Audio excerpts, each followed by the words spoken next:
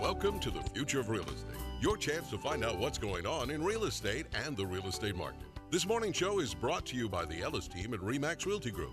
RE/MAX's award winner for most transactions in Florida. With the Ellis team at RE/MAX, it's a family affair. Always call the Ellis team, they'll handle you with care.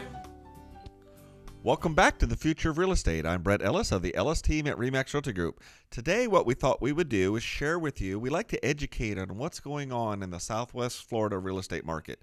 And we've written a news press article about a couple things, what's going on. What we thought we would do is just take excerpts from that and share with you so we can educate you what's really going on. So here's the first thing that's really going on. Here's the actual article itself that you'll see in the newspaper. And then what we've got here, let's go back to this graph here. I want to talk about pending sales because last week, pending sales came out nationwide, and pending sales are up surprisingly about 5% versus the previous month. So anyway, what we want to do is we track what goes on in Southwest Florida, and we were up, as you can see this thing here, this graph trending up here, 4.11%. Pretty much in line with the national sales numbers. So that was very interesting. The other thing that we wanted to talk about today was the inventory levels, because I've seen some erroneous reports going on in the media and whatnot, or various agents reporting the inventory is either up or it's down or it's all over the place. Well, we want to share with you what's actually going on.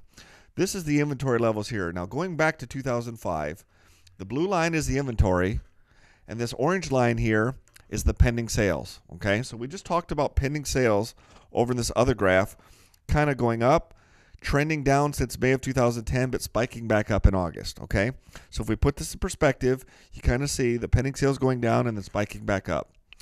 But here's the inventory levels, and as you can see, they've been holding fairly steady since about April of 09. In fact, they've really come down since October of 2007. Now, really, to put this in perspective, look back in 05. We had no inventory, and practically everything we did have, we had just as many pending sales. So it was just all under contract. Property would come to the market. 4 hours later, we'd have 6, 8 multiple offers. So, and then you could see like a light switch, this market turned in about 8 of 05. So, and here's where we are today. Now, when I see these reports that inventory levels are going up, I'm not seeing it. Pending sales pretty much holding steady, if not going up recently. So there's a lot of reasons. Now, going back to the pending sales, I will say this. Even though they were up 4.11% over last month, they were down about 18.67% over last year. So anyway, it's just something to kind of keep track of. Now, that's not uncommon because look where we are right now. This is September of 2010. We've got an election cycle coming up, and about every 2 to 4 years we see this. In 08, we saw this because we had presidential and congressional elections. And, there was a lot of uncertainty and turmoil as to who's going to be the president, what the direction's going to be. Now that we've got a new president, a lot of people, well, a few people like it, a lot of people are unhappy, and they want to see how Congress is going to go. So we're not surprised to see home sales kind of taper off in mid to late summer. And then we'll see how we do once we have a clearer direction. People like certainty. They like to know the direction we're going. Now, we've just gone politically a direction, and people didn't like the results, but they don't know where we're going from here. Things will start to become a little bit more clear in November, and then, right or wrong, people, at least once they know the direction, they have a comfort zone as to how to react, what to do with their stocks, their money, gold, real estate, those sorts of things. So that is pretty much, the other thing I might point out is interest rates. They are at lows. They are, you can get interest rates right now about 4.125, 4.25% on a 30-year fixed. Now, these aren't adjustable rates. These are fixed rates. So the buying power at today's low prices, and let's cover prices. This is what's been going on price-wise. The red line is 2010. In 09, prices were kind of creeping up, and that continued up until April of 2010. But we've seen price declines. So as prices are going down, those sales transactions are coming back up again. People are finding, hey, there's values here. So we've got unprecedented low record interest rates, and we've got increased buying power on the pricing side. we're getting back to that perfect storm market again, where you could see, not every, but more and more and more of the inventory going pending. And that inventory, those pending sales are going up. Pending sales aren't an exact indicator. We'll always like to track closed sales, but they're a future indicator of what may close.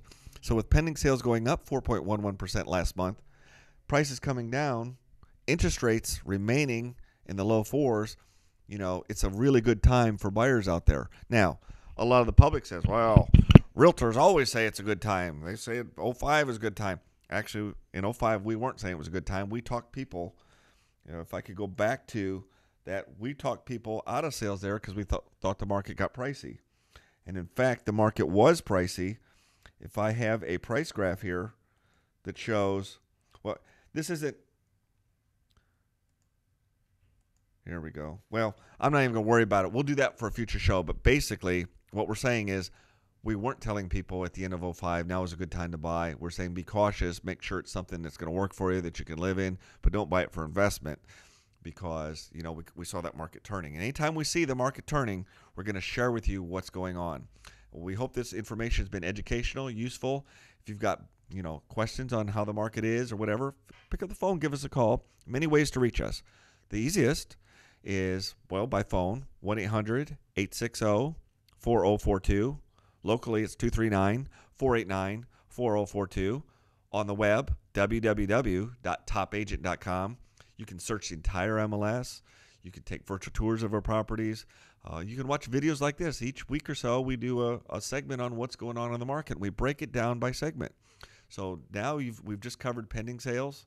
We've just covered inventory levels and how they relate to one another and what that may mean for the future market. Next week, we'll do a different show. Oh, by the way, we're going to have Lee County property appraiser Ken Wilkinson on the show in the next couple weeks because our tax bills just came out and a lot of people are surprised at how low they are.